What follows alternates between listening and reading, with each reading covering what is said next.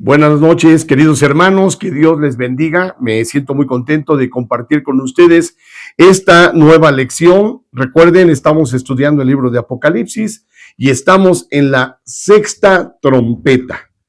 La semana pasada o en la lección anterior nosotros pudimos ver que emocionalmente el hombre es torturado por estos entes que salen del abismo. Pero yo le pregunto a usted, ¿cuánto tiempo usted puede estar enojado con alguien? ¿Cuánto tiempo tú puedes tenerle rencor a una persona? ¿Cuánto tiempo una persona, el orgullo, no le permite dirigirle la palabra a alguien? Yo conocí una vez, hace muchos años, a una pareja que estaba yo dando una campaña, estaba llevando una campaña. Y en esa campaña me tocó dar una clase también para matrimonios y me llevaron a una pareja y esta pareja me contaba la hermana que su esposo llevaba 10 años sin dirigirle la palabra. ¿Se puede vivir 10 años sin dirigirse la palabra? ¿Se puede convivir 10 años con tanto rencor, con tanta amargura, con tanto orgullo? Bueno, Dios tiene el poder para cambiar y para transformar eso, pero cuando hablamos nosotros de pecar, cuando hablamos de emociones y de sentimientos, a veces nuestras emociones nos llevan al límite. Bueno, de esto vamos a hablar en parte el día de hoy, porque hoy vamos a hablar del juicio que Dios trae, pero a través de este juicio que Dios trae a la tierra, también se hace una advertencia a la condición humana, pero en especial a la condición de nuestro corazón. Vamos a estudiar el libro de Apocalipsis, recuérdalo usted, capítulo 9, verso 13 al 21. En este momento usted puede apagar o ponerle pausa a este video para que puedan leer la parte que vamos a estar estudiando. Apocalipsis, capítulo 9, verso 13 al verso 21. Bueno, una vez que hemos leído esta parte de la Biblia, que es la base de nuestro estudio, vamos a hablar de qué es lo que está viendo Juan. Esta visión comienza con una voz que sale de los 4 cuernos del altar de oro. La visión comienza con una voz que sale de los 4 cuernos del altar de oro. O sea, esta es la clave. El juicio que ahora trae esta sexta trompeta no es un accidente. Es la respuesta de Dios a las oraciones de su pueblo. Hermano, hermana, Dios escucha cada una de las oraciones que nosotros como pueblo pedimos y llevamos delante del trono de Dios. No solamente escucha tu oración personal. Quiero que usted piense en esto. Cuando usted va a la iglesia, cuando unidos como iglesia, llevamos a Dios peticiones que tienen que ver con lo que nos gobierna, lo que nos rodea, lo que esperamos del futuro, las situaciones de hermanos y de hermanas. Todas estas peticiones, Dios las toma muy en cuenta.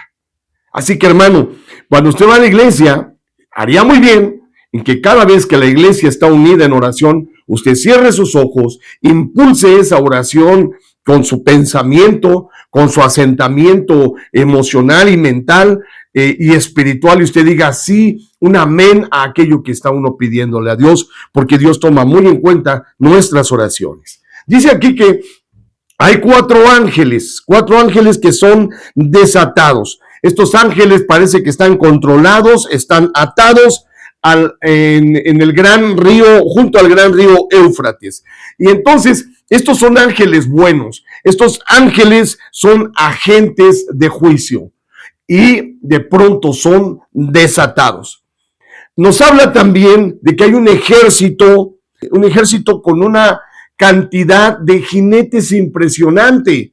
200 millones de jinetes en la tierra.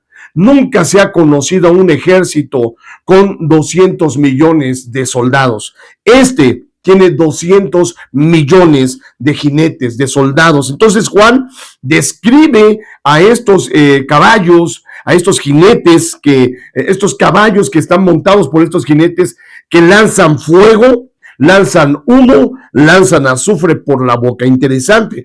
Vea usted cómo esta imagen que está viendo Juan es impactante. Mientras que la imagen anterior fue muy impactante, esta todavía es mucho, mucho más. A diferencia de la plaga anterior, quiero que usted note este gran contraste. A diferencia de la plaga anterior, que solo atormentaba. No estamos hablando de las 4 primeras trompetas, hablamos de la 5ª trompeta. A diferencia de ese escuadrón de demonios que sale a atormentar a las personas, los habitantes de esta tierra, esta plaga de la 6ª trompeta es letal, porque esta plaga trae la muerte de la 3ª parte de la humanidad. Aquí ya estamos hablando de que la plaga está enfocada en hacer que las personas entren en esta situación de muerte. Entonces, podemos ver a Juan viendo una visión tremenda, impresionante, sube de nivel la expectación que se crea con esta 6ª trompeta, y ahora vemos nosotros, ¿verdad?, 4 ángeles poderosos, son ángeles de Dios, que ahora desatan un ejército, 200 millones de soldados, y estos tienen poder para que muera la 3ª parte de la humanidad en la tierra. Muy bien. ¿Qué está pasando con el ser humano? ¿Por qué viene esta plaga? ¿Qué está ocurriendo? Bueno, desde que nosotros miramos en el huerto de Edén, vemos que el hombre se ha separado de Dios. Ha tomado sus decisiones están enfocadas hacia un camino de muerte, dice la palabra del Señor. Pero para eso Dios puso un remedio, en la venida del Señor Jesucristo. Cuando el Señor Jesucristo viene a la tierra, viene con esa misión, hacer que el hombre que estaba separado de Dios por una muerte espiritual, ahora esté unido a Dios, nuevamente unido a Él, tal y como Dios ha deseado siempre, en su amor y en su gracia. Sin embargo, todavía el Evangelio siempre ha sido tomado como una decisión de libertad. Así como Adán y Eva tenían la decisión en sus manos y en su boca de comer de aquel fruto que estaba prohibido, así el hombre tiene la decisión de aceptar el llamado del Evangelio o de rechazarlo. Pero vamos a entender algunos términos clave. Vamos a ver algunos términos importantes que nos van a dar la clave para entender bien esta 6ª trompeta. Primero que nada, el altar de oro en el verso 13. El verso 13 nos habla a nosotros de este altar. El altar de oro era el lugar en donde se ofrecía el incienso. ¿Qué es el incienso para Dios? El incienso son las oraciones de los santos, son las oraciones de la iglesia. No se refiere a los santos que por allí algunos los ponen a personas, a humanos que vivieron y que llevaron una vida buena y que ahora interceden delante de Dios. No, en absoluto, no se refiere a eso. Se refiere a aquellos que han lavado su vida en las aguas del bautismo y que los ha convertido en santos no por méritos propios, sino en santos por la santidad del Señor Jesucristo. Entonces, un santo es un hijo de Dios que forma parte de la iglesia. Las oraciones de usted, hermano, de usted, hermana, no las tome, no las menosprecie como cualquier cosa. Son escuchadas perfectamente por Dios. Cada oración de nosotros, ninguna es desperdiciada. Cada lágrima derramada, ninguna de esas lágrimas son llegadas hasta el suelo sin una respuesta de parte de Dios. Entonces, esto nos enseña algo, que Dios escucha el clamor de su pueblo y que, escúcheme bien, el juicio de esta 6ª trompeta es la respuesta divina para las peticiones de su pueblo, las peticiones de sus santos, las peticiones ante la maldad persistente. Muchos de nosotros nos preguntamos cuándo se va a acabar el mal. Muchas personas nos preguntan cuándo se va a acabar el mal. Muchas personas dicen que la maldad ha llenado a toda la tierra. Déjeme decirle algo. El final de la maldad, ¿verdad?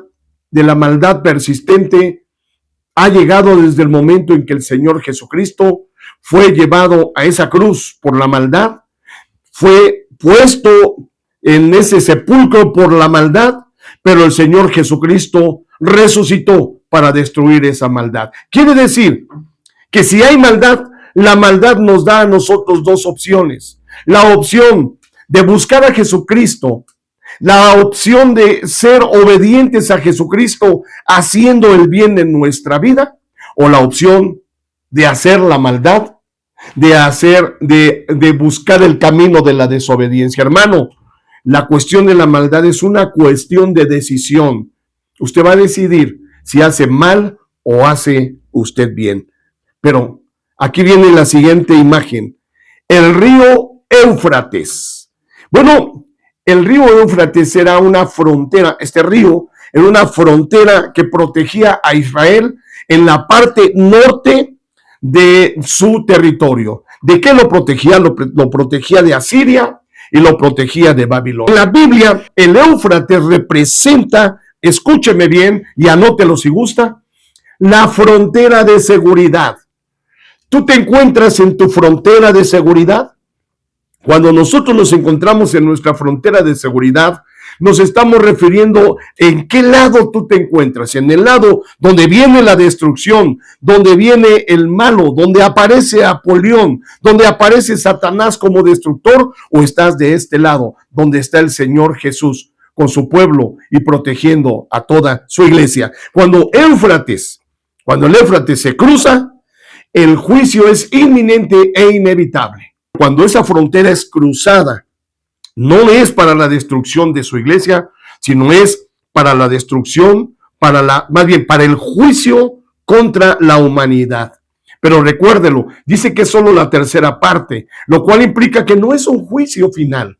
El juicio final tiene otras características que nosotros en la Biblia las vemos claramente, pero en este caso tiene una razón. Recuerde lo que hemos leído, lea usted el texto, dice que es la respuesta a las plegarias, a las oraciones del pueblo de Dios. O sea, que nosotros como pueblo de Dios, que estamos clamando al Señor por la justicia, por lo correcto, por lo que sabemos que es santo y puro, Dios escucha todas nuestras oraciones.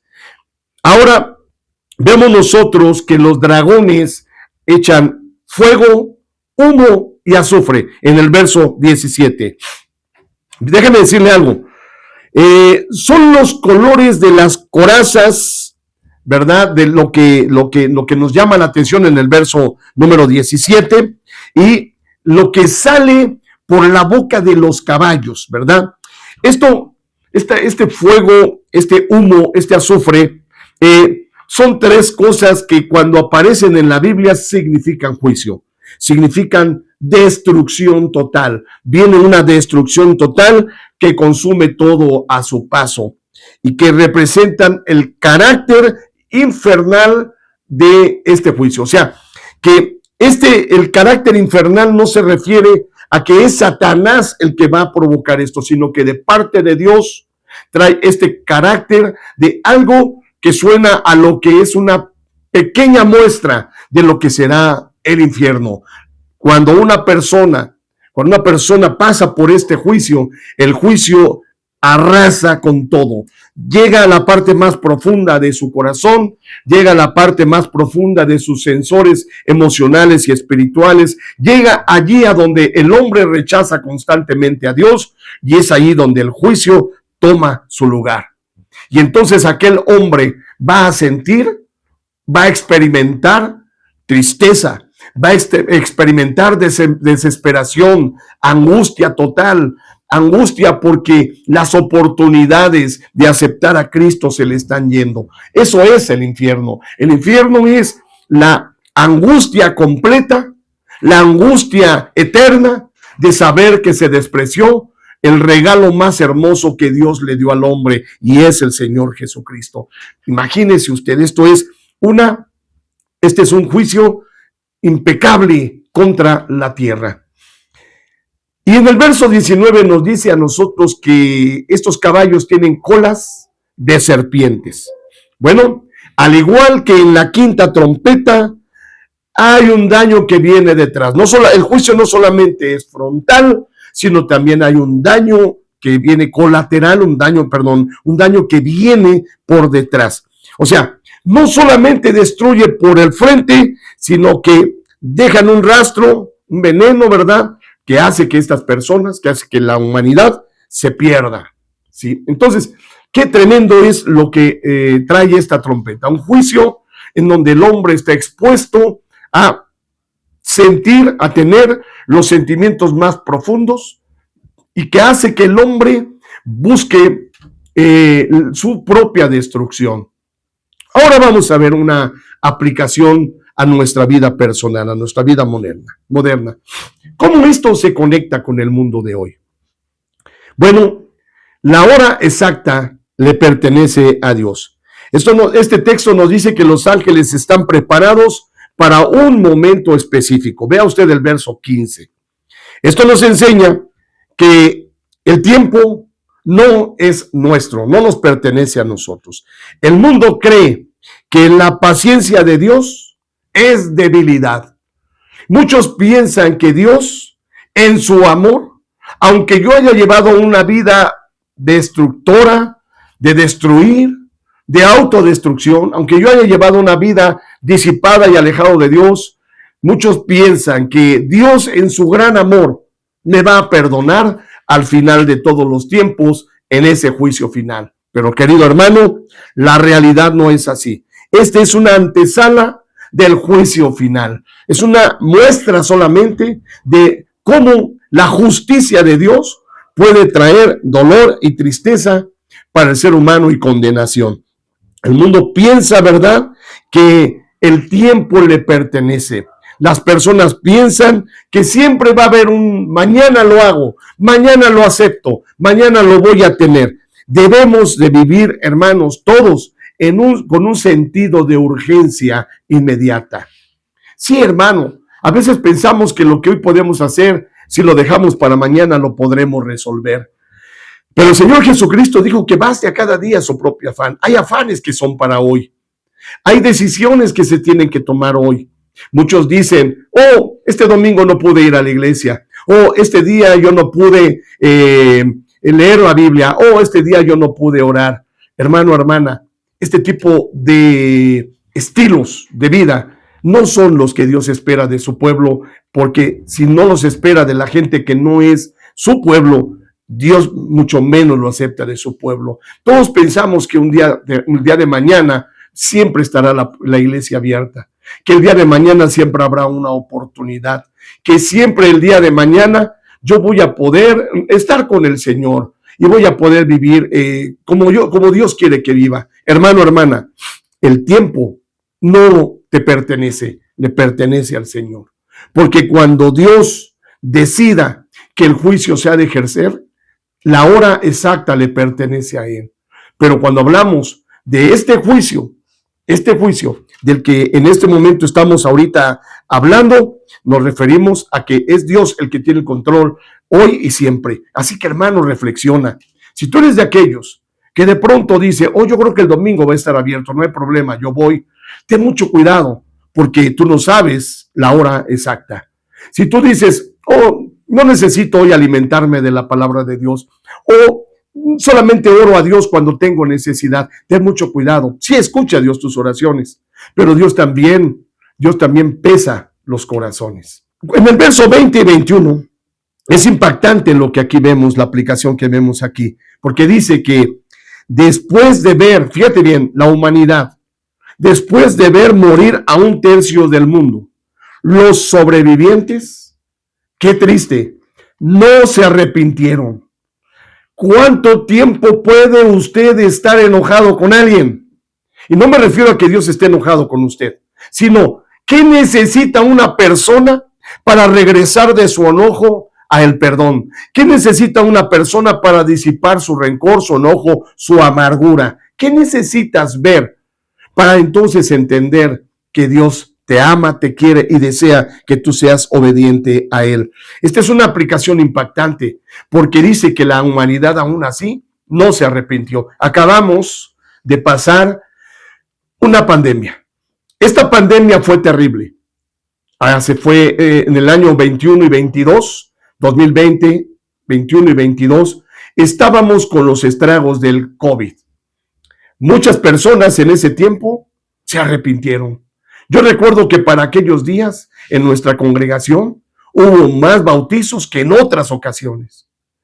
Se arrepintieron, buscaron a Dios, pero yo me pregunto, ¿cuántos de los que se arrepintieron en ese tiempo de la pandemia, cuántos de aquellos que fueron tocados en su corazón en el tiempo de la pandemia hoy siguen firmes dentro de la iglesia? ¿Cuántos de la humanidad que en aquel tiempo se arrepintieron, que vieron con tristeza a ver morir no solamente a un padre, sino vieron morir a una madre, a un tío, a un hermano? Hubo familias que fueron arrasadas, completas por la pandemia. Y dice el texto, pero aún así no se arrepienten, aún así no se arrepintieron. Esta aplicación, hermanos, es impactante, porque muchas personas hoy en día, después de lo que pasó en la pandemia, siguen con hechicerías, siguen con la farmacopeia, que son las drogas, siguen en la inmoralidad, en los robos, en la mentira, en la amargura, en el desamor, en la falta de perdón, siguen extorsionando a otros, secuestrando, robando, matando. ¿Cuántas personas se arrepienten después de lo que pasó en un ejemplo tan visible como la pasada pandemia del COVID? Hermanos, quiero que reflexionen esto. Fíjese bien.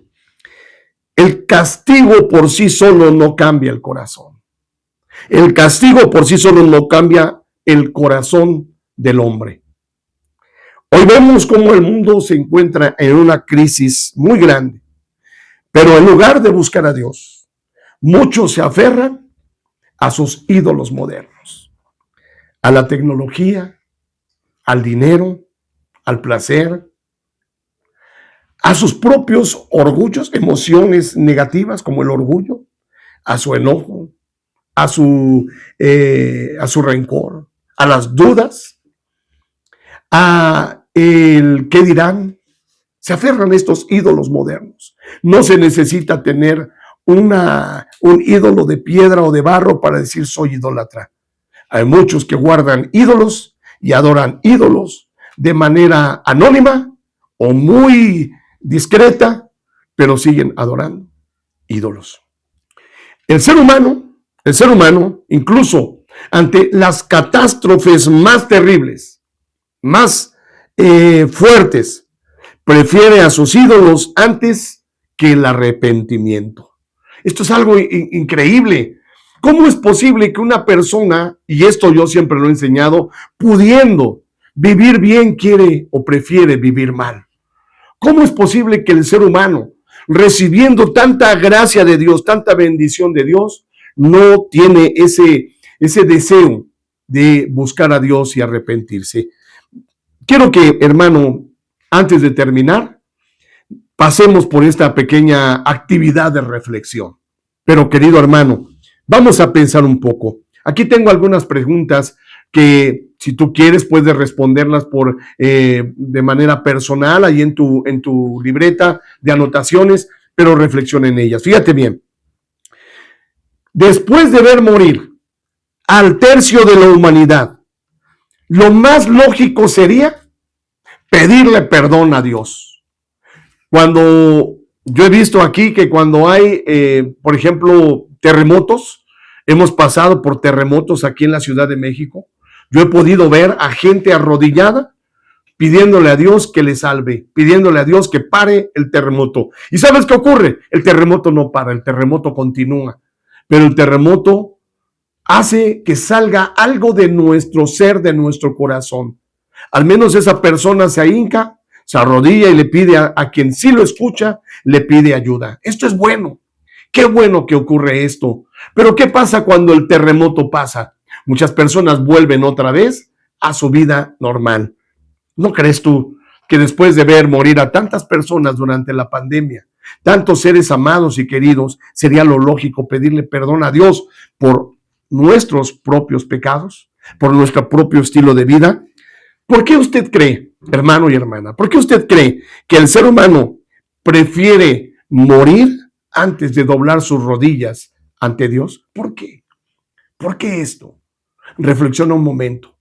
Anótalo, por favor. Si tú eres una persona que a lo mejor en tu corazón últimamente has albergado enojo, coraje contra alguien, es posible que estés en esta situación. Si tú eres de los que dices, prefiero quedarme en la casa porque hay otras cosas que hacer que ir y adorar al Rey de Reyes y Señor de Señores, ¿no crees tú que deberías de pensar un poquito en esta pregunta? El verso 20 dice que adoran ídolos que no pueden ver, ni oír, ni andar. ¿Qué cosas modernas estamos adorando hoy que son igual de inútiles cuando llega una verdadera crisis? Reflexiona en esto. ¿Qué cosas adoramos y que son inútiles cuando llega una verdadera crisis? Es importante que tú pienses en esto.